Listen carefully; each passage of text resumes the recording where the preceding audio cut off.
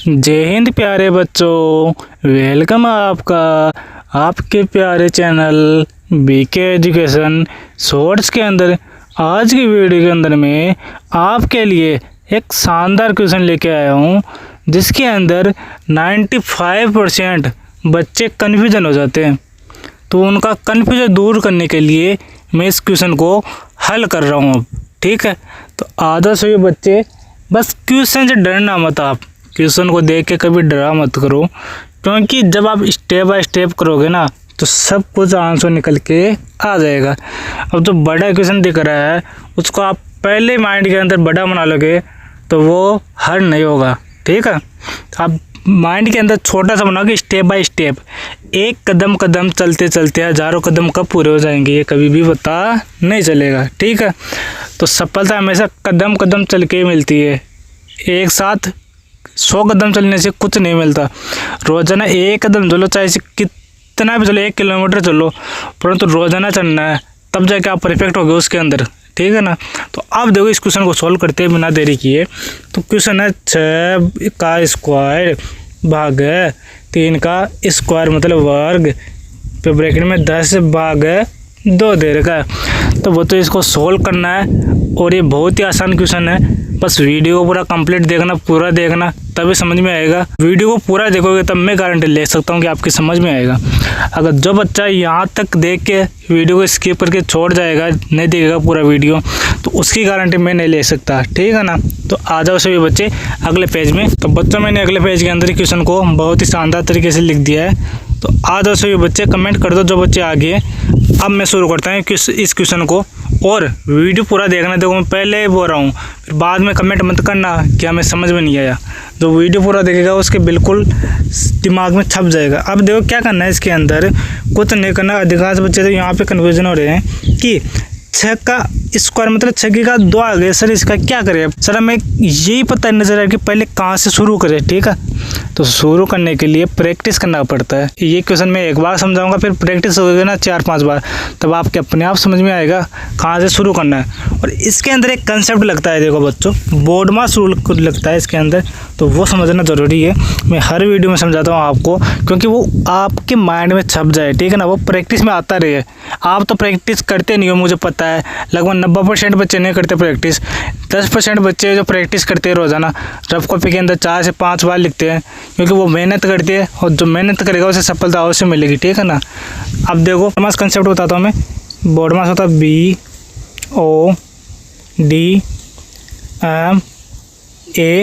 BODMAS, ये BODMAS का spelling है, ठीक है। तो इंग्लिश का वर्ड है बोडमास। अब इसको मैं बताता हूँ कि इसका अर्थ क्या होता है, एक एक अक्षर का, एक एक शब्द का। अब देखो यहाँ पे बी दे रखा है, तो बी का मतलब होता है ब्रैकेट होता है, ठीक है बच्चों।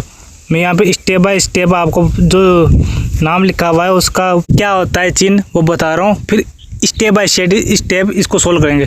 तो सबसे पहले आप क्वेश्चन के अंदर देखो बच्चों कि ब्रैकेट दे रखा है। जी सर जी, ये रहा ब्रैकेट 10 भाग 2। तो आपको कुछ नहीं करना बच्चों, पहले इसको सरल करो तो सरल कर लो, ठीक है, फिर ब्रैकेट को सोल्व करो। देखो सरल करने में आपको बोडमास रूल कोई सा नियम नहीं लागू होता। आपको बस 6 को क्या करना है, 6 का 2 है, इसको 6 गुणा 6 लिख सकते हैं, तो 6 गुणा 6 होता है 36। आपको 10 तक तो वर्ग याद होने चाहिए, और 10 तक की क्यूब मतलब घन याद होनी चाहिए, ठीक है। तो देखो अब भाग दे रखा है, भाग 3 का 9 होता है स्क्वायर वर्ग, ये ब्रैकेट है। तो ब्रैकेट में देखो 10 भाग 2 दे रखा है, तो इसको हमने यहाँ पे लिख लिया पहले, ठीक है, सरल कर लिया। अब क्या करना है, ब्रैकेट को सोल्व करना है बच्चों, और जो संख्या दे रखी है उसे वैसा का वैसा छाप दो। तो क्या करना है, 36 भाग 9 को ऐसा कैसा लिख दो, और यहाँ पे जो ब्रैकेट के पास में जो संख्या है ना, इन दोनों के बीच में गुणा का चिन्ह है, ठीक है। ध्यान रखना हमेशा, ये छोटी छोटी बातें ही अपन को बड़ा बनाती है। तो देखो अब 10 का 2 से डिवाइड करेंगे तो कितना होगा, 5 होगा। तो 2 का 10 में डिवाइड करेंगे तो 5 आ जाएगा। यहाँ पे करके देख लेना बच्चों, ये भी मैं बताऊंगा, चलो बता देता हूँ, कुछ बच्चों को नहीं आता होगा। तो यहाँ पे नीचे देख लो, 10 यहाँ पे लिख रहा हूँ अंदर, और 2 यहाँ पे। तो 2 का पहाड़ा कितने बार बोल रहा है, 5 बार बोलो, तो 10 आएगा। तो ऐसे हम छोटी क्लास के अंदर करते हैं। यहाँ पे 0 0 भी लिख सकते हो, कोई बात नहीं। तो हमारा आंसर क्या आएगा, यहाँ पे 5 लिखना है यहाँ पे, ठीक है। ये 5 यहाँ पे लिख दिया मैंने। अब मैं इसको मोटा देता हूँ बच्चों। अब देखो ये छोटे छोटे कंसेप्ट के अंदर थोड़ा टाइम लगता है बच्चों, उसको मिटाओ वापस लिखो। वैसे कोई बात नहीं, थोड़ा वीडियो लंबा हो जाएगा, पर तो मैं लंबा वीडियो नहीं बनाना चाहता, क्योंकि बच्चे 10 मिनट के अंदर बहुत कुछ सीख जाते हैं, मेरा ये मानना है। क्योंकि जिस बच्चे को सीखना होता है ना, तो 5 या 10 मिनट के अंदर कुछ भी सीख सकता है। उसके लिए आधा 1 घंटे का वीडियो कोई मायने नहीं रखता। वो कितना भी हो, छोटा बड़ा वीडियो हो, उसके अंदर वो सीख सकता है, अगर सीखने की कैपेबिलिटी है, योग्यता है। अब देखो यहाँ पे बराबर लगाओ। अब क्या करना है, यहाँ पे दे रखा है भाग दे रखा है और गुणा दे रखा है। तो आपको क्या करना है, देखो पहले बोर्ड मास फुल सही तरीके से समझना है। पहला स्टेप कंप्लीट कर लिया। ओ का मतलब होता है ऑफ, मतलब कहा। वो तो पेन थोड़ा मोटा हो गया है, इसको छोटा कर देते हैं। अब देखो ओ मतलब का, इसमें ऑफ और का कुछ लिखा हुआ है क्या? नहीं है ना, तो इसको हटा दो, काट दो, इसको नहीं करना। फिर दे रखा है डिवाइड मतलब भाग, ये डिवाइड का चिन्ह भाग का। तो पहले क्या करना है, भागा करना है। तो भागा करो, 9 का 36 से करोगे, वही बात आ गई, अभी मैंने बताया था आपको। तो छोटे बच्चों की करने की कला है, आप ये डायरेक्ट भी कर सकते हो। 9 का पार्ट 4 बार बोलो 36, तो 4 आ जाएगा। या ऐसे ना करके आप क्या करो कि 36 है ना, कि 36 को लिख लो पहले। तो भागा होता है ना, किस में चेंज होता है, गुणा में चेंज हो जाता है। तो इस 9 को उल्टा करके लटका दो साले को। तो ये बोलेगा अरे भैया 36 भैया मुझे तो लटका दिया, अकेला छोड़ दिया। बेटा तुझे बताऊंगा, अभी रुक जा। अरे बता देना, देखा जाएगा जब टाइम आएगा, ठीक है। समय सबका आता है, ठीक है ना। अब देखो गुणा है, गुणा लिख दो 5। अब जो कट रहा है उसे काट दो। सर्जे में तो काटने में मज़ा आता है, आपने तो सिखाया था, काटने में बहुत मज़ा आता है। तो काटो बच्चों, कैसे काटोगे? 9 का पाड़ा कितनी बार बोलो, 1 बार। 9 का पाड़ा कितनी बार बोला, 1 बार, 9 आ गया।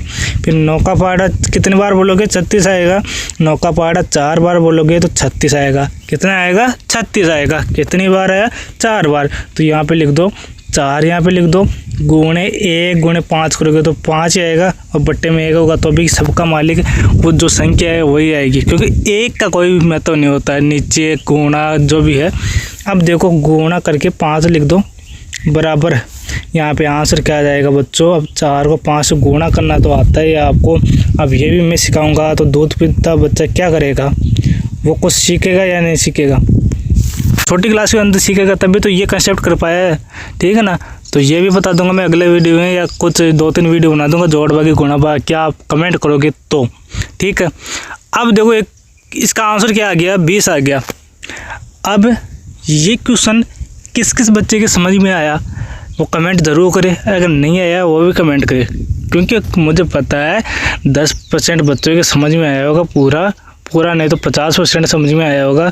एक बार में कोई भी चीज़ हासिल नहीं होती, हमेशा पहली बार असफल होना ज़रूरी है। क्यों? क्योंकि जो बंदा असफल नहीं हुआ ना, वो कुछ भी नहीं सीख सकता। जो 1 बार 2 बार 3 बार फेल हुआ है ना, वो बहुत कुछ सीख सकता है ज़िंदगी के अंदर, तब लड़ सकता है वो, ठीक है।